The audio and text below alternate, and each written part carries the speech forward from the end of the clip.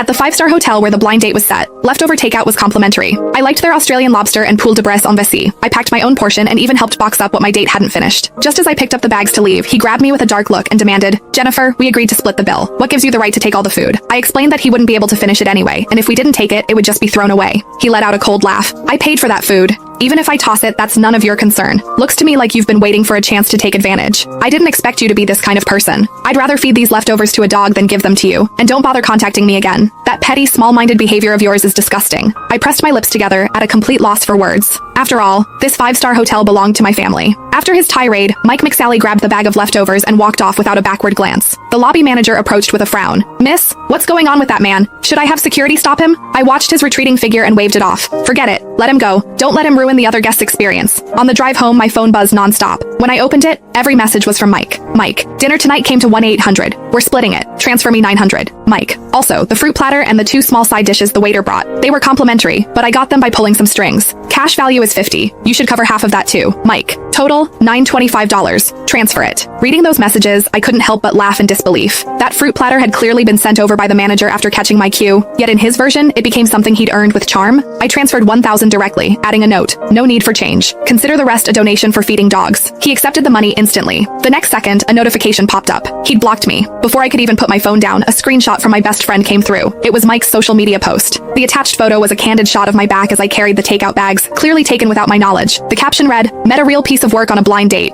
Orders the most expensive dishes, then packs up everything she can't finish." We agreed to split the bill, but she even tried to take my leftovers. Seriously, what's wrong with girls these days? Are they that desperate? Frugality is a virtue, sure, but using it as an excuse to take advantage of men, that's just shameless. Guys, be careful when you go on blind dates. Run into a gold digger like this, and you're asking for trouble. The comment section was full of his friends chiming in. "Man, Mike, you've got it rough. That wasn't a date. You were doing charity work. You can tell at a glance she's never seen the world. Probably never eaten at a 5-star hotel in her life. Wanted to pack it up and brag later. People like this should be exposed. Make sure she can't show her face in the dating scene again." I was still scrolling through the comments when my Aunt Marion called. The moment I picked up, she launched into a lecture. "Jennifer, what on earth happened? Mike's mother just called me. She said you're the worst. She said you have no manners, that you eat like you've been starving your whole life, and that you're someone who likes taking advantage of others. I introduced Mike to you because he works at a major company. He's a promising prospect. But look at what you've done. You've completely offended him over a few boxes of leftovers. You're not short on food at home. Is this really necessary?" Aunt Marion scolded. I took a deep breath, forcing down my anger. "Aunt Marion, Mike insisted on splitting the bill. He even said he'd rather throw the leftovers away than let me take them. I just didn't want to waste." "All right, that's enough." She cut me off sharply. "Men care about their pride. Packing food right in front of him, wasn't that basically slapping him in the face, saying he couldn't afford to treat you? Mike's mother said it herself. Women should be sensible, reserved. With behavior like yours, how are you ever going to marry into the McSally family?" I let out a cold laugh. Marry into the McSally family, even if they begged